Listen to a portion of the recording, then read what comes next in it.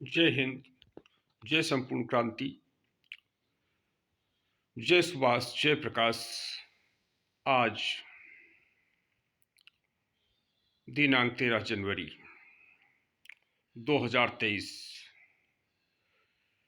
कल 12 जनवरी की 12 बजे से पहले संपूर्ण क्रांति का सिपाही लोक नायक जयप्रकाश नारायण, भारत रत्न लोक नायक जयप्रकाश नारायण का बहुत बड़ा अनुयायी उनके साथ कंधे से कंधा मिला करके भारत के विभिन्न हिस्सों में भारत की सियासत को एक नया लहजा देने वाले शरद यादव, हम सबके चहेते शरद यादव 1974 में सांसद बनते हैं। भारत रत्न लोक नायक जयप्रकाश नारायण की प्रेरणा से भारत रत्न लोक नायक जयप्रकाश नारायण जाते हैं उनको चुनाव के लिए, विद्यार्थियों को तैयार करते हैं, लोगों को तैयार करते हैं, चुनाव लड़ाते हैं, जिताते हैं। 77 में फिर वो सांसद बनते हैं। फिर बदायूं से सांसद बनते हैं। 89 में मुझे भी अवसर मिलता है उनके चुनाव प्रचार में जाने का। 89 में जब बदायूं से चुनाव लड़ रहे होते हैं, उसके बाद मधेपुरा जाते हैं। मधेपुरा से चुनाव जीतते भी हैं, हारते भी हैं। मध्य प्रदेश के होशंगाबाद में जन्मे शरद यादव मध्य प्रदेश तक सीमित नहीं रहे, उत्तर प्रदेश आए, बिहार आए। उत्तर प्रदेश और बिहार से सांसद बनकर के लोकसभा में गए, राज्यसभा में रहे, मंत्री रहे, विभिन्न विभागों के केंद्रीय मंत्री रहे, देश विदेश में भारत का प्रतिनिधित्व किया। वह शरद यादव अब हम लोगों के बीच नहीं रहे। उन्होंने विदा ले ली ऐसे वक्त पर जब लड़ाई की जरूरत थी, संघर्ष की जरूरत थी। कुछ समाजवादी ताकतें एकजुट होने का प्रयास कर रही हैं, अन्याय के खिलाफ, अत्याचार के खिलाफ, आतंक के खिलाफ, पूंजीवाद के खिलाफ, जातिवाद के खिलाफ। कुछ राजनीतिक ताकतें खड़े होने का मन बना रही हैं, भारत रत्न लोक नायक जयप्रकाश नारायण के रास्ते पर चलने का मन बना रही हैं। शरद यादव के अच्छे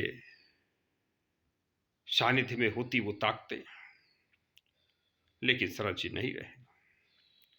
जनता दल इंद कुमार गुजराल की राष्ट्रीय अध्यक्ष माननीय श्रीमती चौधरी किरण सिन्हा ने गहरा शोक व्यक्त किया। उन्होंने कहा, मैं निःशब्द हूं। माननीय किरण सिन्हा जी का निःशब्द होना स्वाभाविक है। माननीय शरद यादव ने जो सम्मान दिया उन्हें, जिस तरीके से उन्होंने जनता दल इंद कुमार गुजराल का राष्ट्रीय अध्यक्ष बनाया, श्रीमती चौधरी किरण सिन्हा ने दुख व्यक्त करते हुए अक्षरदाता भगवान श्री चित्रकूट जी महाराज से कामना किया, शरद यादव के परिजनों को, परिवारीजनों को भगवान चित्रगुप्त इस दुख के बड़ी घड़ी में एक ऐसी दुख सहन करने की सामर्थ्य प्रदान करे जिससे उनके परिवारीजन, उनके परिजन और देश के समस्त दुखी जन, शरद यादव के न रहने से दुखी जन को एक यह दुख सहन करने की शक्ति और सामर्थ्य प्रदान करे भगवान चित्रकूट जी महाराज। शरद यादव जी की एक जातिवाद का आरोप नहीं था, पूंजीवाद का आरोप नहीं था। यूपी बिहार के चंद नेता ऐसे भी हुए, मुख्यमंत्री हुए हैं, शरद यादव की कृपा से हुए हैं। उन पर जातिवाद का आरोप लगा, परिवारवाद का आरोप लगा, खूब फला फूला। बच्चा बच्चा जानता है कि उन लोगों पर, यूपी बिहार के उन मुख्यमंत्रियों पर जातिवाद परिवारवाद का कितना बड़ा आरोप है, कितना बड़ा यथार्थ है।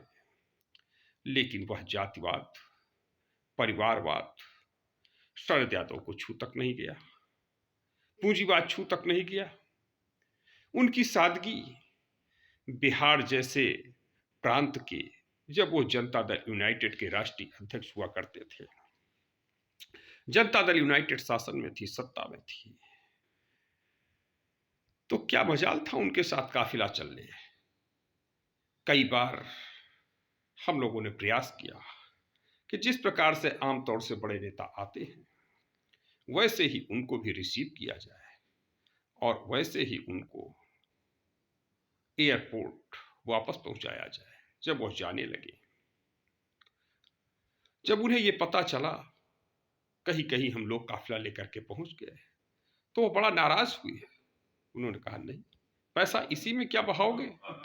यह व्यक्तित्व था माननीय शरद यादव जी का। तो इस प्रकार से उन्होंने, उनका योगदान समाज के लिए रहा। लखनऊ भी आते थे, पटना में भी मैं देखता था, साथ रहता था, लखनऊ में भी मैं रहता था, लखनऊ में भी देखता था। जो जिस तरीके से वह पटना में उतरते थे एयरपोर्ट से, न कोई टीम, न कोई झाम, न कोई काफिला। उत्तर प्रदेश में जनता दल की सरकार नहीं थी, कभी कभार एक दो विधायक बने, लेकिन उनके चलने में, उनके एयरपोर्ट से निकलने में, होटल में ठहरने से, जिस गाड़ी से चलते थे, जो भी गाड़ी आ गई चल दिए, बैठ लिए, लेकिन काफिला बिल्कुल पसंद नहीं था। उत्तर प्रदेश में या उत्तर प्रदेश जैसे और भी प्रांतों में एक मजबूरी हो सकती थी शरद यादव जी की कि भाई यहां पर तो अपनी सरकार नहीं है, कैसे किया जाए। लेकिन बिहार में तो मैंने देखा सरकार थी उनकी, सरकार रहते हुए भी सरकार में सरकारी संसाधनों का बेजा इस्तेमाल नहीं, दुरुपयोग नहीं। लोग, हम जब कब सुनने को मिलता है कि लोग कहते हैं कि चाणक्य था, चाणक्य से मिलने के लिए कुछ लोग आए हैं, तो जो दीप जल रहा था उस दीपक को चाणक्य ने बुझा दिया, दूसरे दीपक को जला लिया और बात करने लगा विदेशी जो राजदूत आया हुआ था। तो विदेशी राजदूत ने प्रश्न किया, हे चाणक्य महोदय, ये आपने क्या किया? जब मैं आया तो ये दीपक जल रहा था और आपने उसको बुझा दिया मेरे आते ही, और अब इस दीपक को आपने जला दिया और इस दीपक से आपको मुझसे बात कर रहे हैं जला करके, क्या रहस्य है?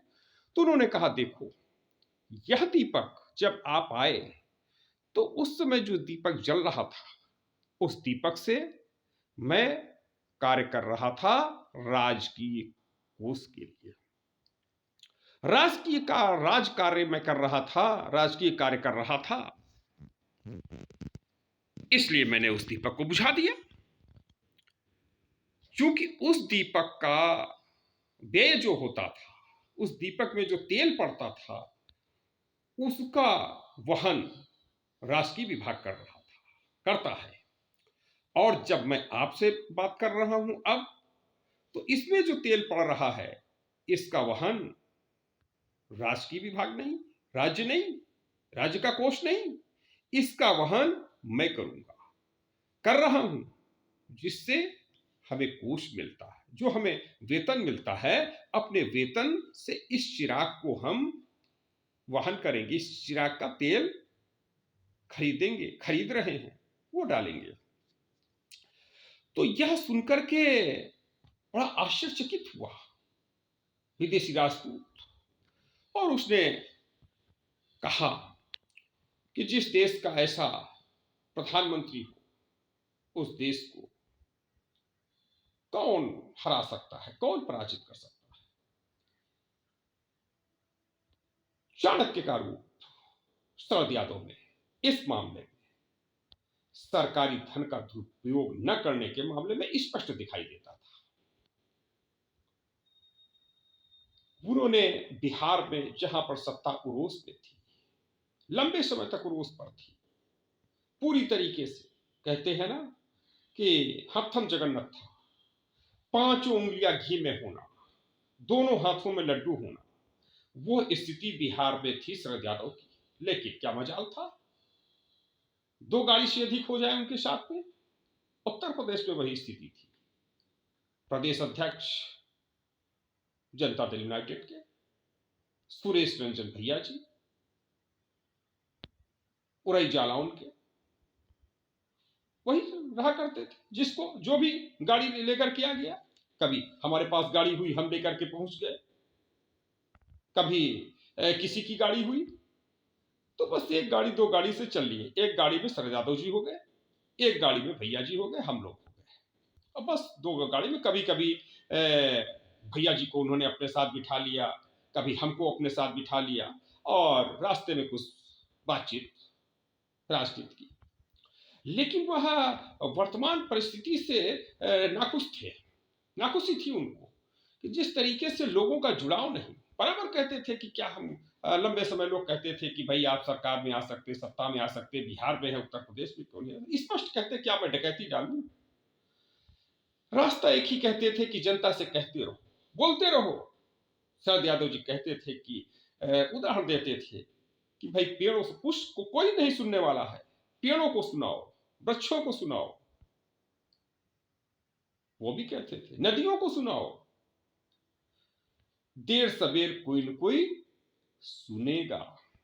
आशावादी थे, निराश नहीं थे, व्यवस्था से दुखी जरूर थे। आश्चर्य था उन्हें कि कैसे कैसे लोग इस देश में हो गए कि आज अपने अन्याय के लिए, अत्याचार के लिए, अपमान के लिए दुखी नहीं होते। कोई मतलब नहीं उनके साथ अन्याय हो रहा, अत्याचार हो रहा, अपमान हो रहा उनका। ये शरद यादव की पीड़ा थी। भारत रत्न लोकनायक जयप्रकाश नारायण की पाठशाला से निकले हुए शरद यादव संपूर्ण क्रांति के संवाहक, चाहते थे कि समता आए, समतायुक्त भारत बने। लेकिन जो आज की परिस्थिति है जिसमें कार्यकर्ता 10-5 हजार रुपए पाना ही अपने जीवन का लक्ष्य समझता है, इस बात से वो बड़ा दुखी रहते थे। वो कहते थे कि कार्यकर्ता नेता बनने का सपना क्यों नहीं देखता। कार्यकर्ता को नेता बनना चाहिए, किसी नेता से पैसा मांग करके नहीं, पैसा लेकर के नहीं, अपनी मेहनत से जनता के बीच जाकर के, जनता से पैसा लेकर के। व्यवस्था परिवर्तन के सवाल पर वो उदाहरण देते थे। झाड़ू बुहारू, वो कहते थे कि भाई जैसे माताएं बहनें घरों में उठती हैं, जागती हैं और सवेरे क्या करती हैं, दे झाड़ू, दे झाड़ू, दनादन झाड़ू, पूरे घर में झाड़ू लगाती हैं और जब तक घर साफ नहीं हो जाता है तब तक नहीं रुकती है, नहीं ठहरती है। तो कभी कभी लोग बात करते थे ना कि 1 बार दिया, 2 बार दिया, 3 बार दिया, 4 बार दिया, खासतौर से उत्तर प्रदेश में कि भाई 4 बार हमने सपा को दे दिया, 4 बार बसपा को दे दिया, भाजपा को दे दिया। और ये सब वादे तो बहुत अच्छे अच्छे किए थे, लेकिन काम जो है ऐसे किए कि जो है कांग्रेस शर्मा जाए, अंग्रेज शर्मा जाए। दुनिया का बड़े से बड़ा सामंतवादी, शोषणवादी, पूंजीवादी, मनुवादी शर्मा जाए सपा बसपा, बसपा के सपा और बसपा ने जो कर्म किए। और उसी की देन रही कि भारतीय जनता पार्टी सत्ता में आई। नहीं तो किसकी मजाल थी कि भारतीय जनता पार्टी को सत्ता में ले आए, और वो भी उत्तर प्रदेश में। लेकिन भाजपा को लाने में सपा और बसपा ने जो सुंदर कांड किए, उसी की वजह से आई हुई है। शरद जी कहते थे कि सपा भाजपा का तो कोई मतलब ही नहीं, तो भाजपा तो कुछ थी ही नहीं। लड़ाई तो कांग्रेस की थी, समाजवादियों की थी, कम्युनिस्टों की थी। अगर वो बताते थे कि लड़ाई जब हम लोगों ने दौड़ शुरू किया तो कम्युनिस्ट का दौर था, कांग्रेस वर्सेस कम्युनिस्ट। हम लोग सोचते थे कि आएगा तो कम्युनिस्ट आएगा सत्ता में। फिर जब हमारा दौर आया, हमारे 77 का दौर आया, तो भी है कि भाई समाजवादी शुरू हो गया। 67 के बाद से समाजवादियों का एक शुरू हो गया, देखने लगा। लेकिन 47 से 67 तक तो करीब करीब कम्युनिस्ट ही दिखा 20 साल। और उसके बाद फिर समाजवादी दिखने लगा। लेकिन जब समाजवादी सत्ता में आ गया, नवासी में, खासतौर से नवासी में मुलायम सिंह यादव को भी मुख्यमंत्री बनाने में शरद यादव का बहुत बड़ा योगदान रहा, और बिहार में लालू यादव का भी मुख्यमंत्री बनाने में बहुत बड़ा योगदान रहा। और कहीं न कहीं वो इसके पीछे ये सोचा जा रहा था कि भाई यूपी और बिहार को एक यादव यूपी, एक यादव बिहार और एक यादव प्रधानमंत्री, देश का प्रधानमंत्री बनेगा। लेकिन हुआ इसका उल्टा। कभी कभी वो कहते थे, कत्ल मैंने कर दिया, सबूत भी मैंने मिटा दिया, पर जिसके लिए कत्ल किया उसने ही मुझे ठिकाने लगा दिया, कहते थे वो। तथागत बुद्ध की बात करते थे, कर्नाटक के वासन्ना की बात करते थे, जाति को मिटाने की बात करते थे, जातिवाद को मिटाने की बात करते थे। न जाति के पक्ष में थे वो, न जातिवाद के पक्ष में थे, व्यवस्था से दुखी थे। और भारत रत्न लोकनायक जयप्रकाश नारायण को एक अद्भुत व्यक्तित्व मानते थे। दुनिया की सारी समस्याओं का हल मानते थे शरद यादव जी। कहते थे कि सिर्फ और सिर्फ लोकनायक जयप्रकाश नारायण के रास्ते पर चलकर हो सकता है। दुनिया को राह दिखाने की रास्ता अगर किसी में है तो संपूर्ण क्रांति में है। भारत रत्न लोकनायक जयप्रकाश नारायण की दृष्टि में है, लोकनायक जयप्रकाश नारायण की सोच में है, लोकनायक जयप्रकाश नारायण के विचारों में है, उनके आदर्शों में है, भारत को सर्वसंपन्न बनाने के लिए। विश्व गुरु के सवाल पर वो कहते थे, ललकारते थे कि विश्व गुरु कैसे बनाओगे? लोगों को अशिक्षित रख करके, निरक्षर रख करके, आडंबर में, भोंगाबाद में फंसा करके रखोगे? उदाहरण देते थे कि भारत रत्न लोकनायक जयप्रकाश नारायण ने किस तरीके से जाति तोड़ो, जनेऊ तोड़ो आंदोलन चलाया, नहीं डरे, नहीं दबे, नहीं सहमे, कभी भी किसी पद पर पहुंचे नहीं, गांव के प्रधान का चुनाव तक नहीं लड़े, प्रधान नहीं बनने के लिए तैयार हुए, लोग उन्हें प्रधानमंत्री बना रहे थे। तो जिसने प्रधानमंत्री की कुर्सी छोड़ दिया वह शख्स था भारत रत्न लोकनायक जयप्रकाश नारायण। और आज जो प्रधानमंत्री बना हुआ है वो भी जयप्रकाश का नाम लेकर। अगर जेपी मूवमेंट से निकले हुए लोग, अब देखिए दुनिया का एक अनोखा व्यक्तित्व, माननीय शरद यादव जी कहते थे कि पक्ष का नेता है भारत में आज तो वो भी जयप्रकाश नारायण के आंदोलन से निकला हुआ नेता है, विपक्ष का भी नेता है तो वह भी जयप्रकाश नारायण के आंदोलन से निकला हुआ।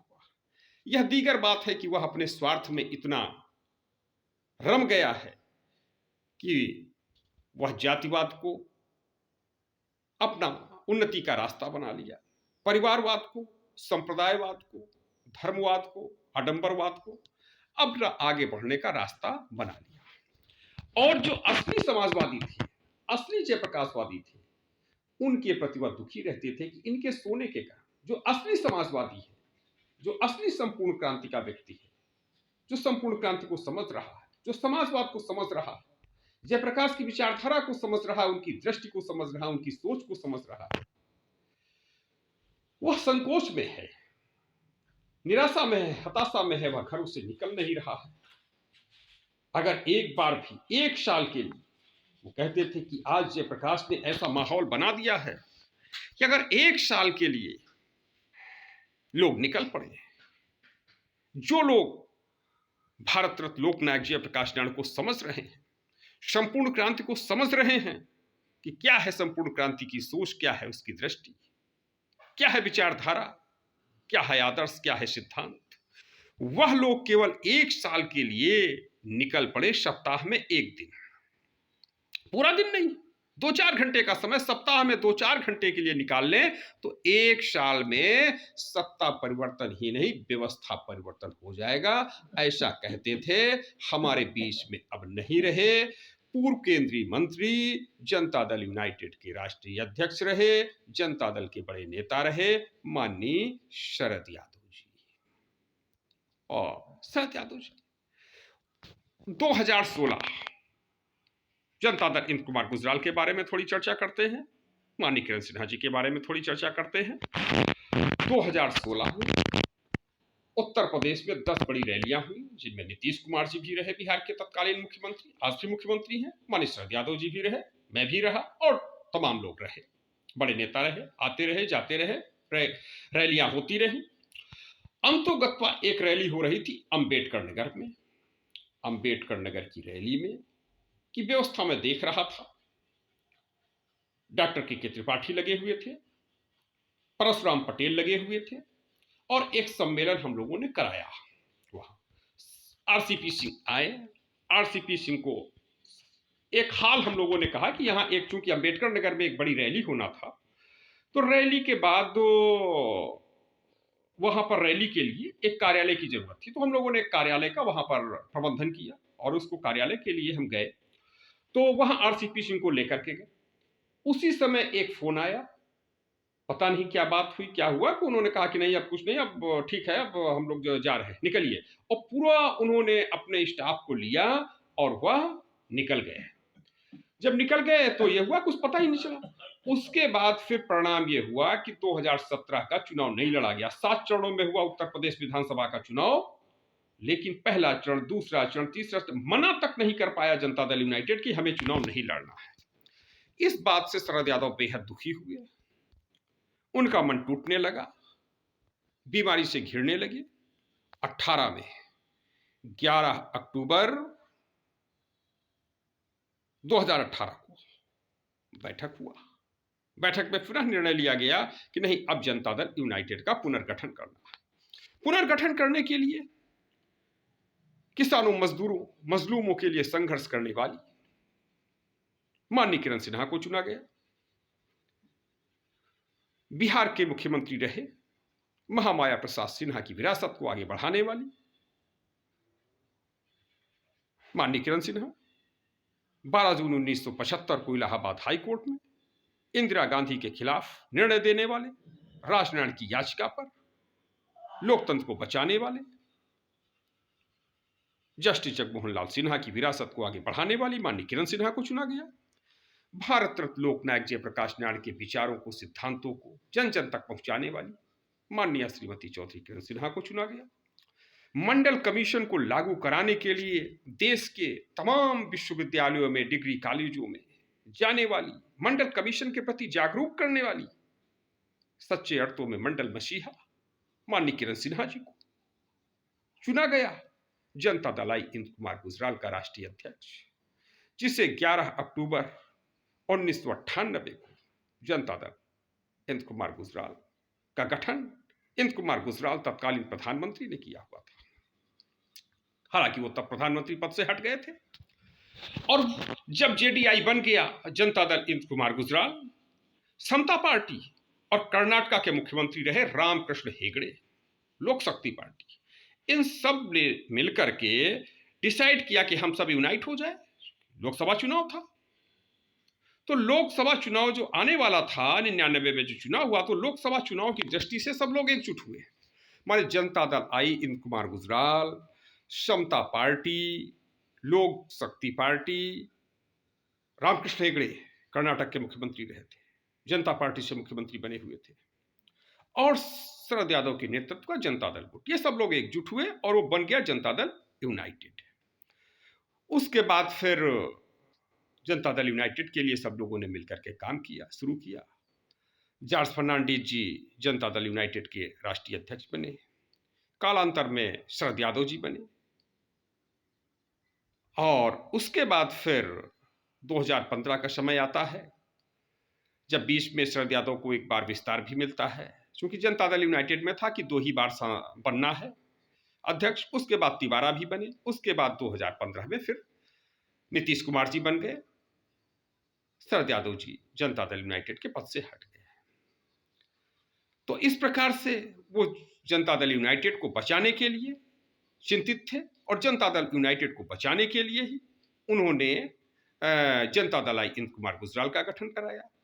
बाद में फिर कुछ समय के लिए उन्होंने लोकतांत्रिक जनता दल का भी, गुजरात के अनुसूचित जाति के, जो अब टीपी अपना ट्राइबल पार्टी ऑफ इंडिया करके चला रहे हैं, उन लोगों को साथ में लेकर के बनाया। फिर उसका विलय करा दिया, उनकी बेटी को 20 का जो चुनाव हुआ विधानसभा में, कांग्रेस ने टिकट भी दिया। तो इस प्रकार से फिर कभी आपसे आगे भेंट होती है। आप सभी को जय हिंद, जय श्री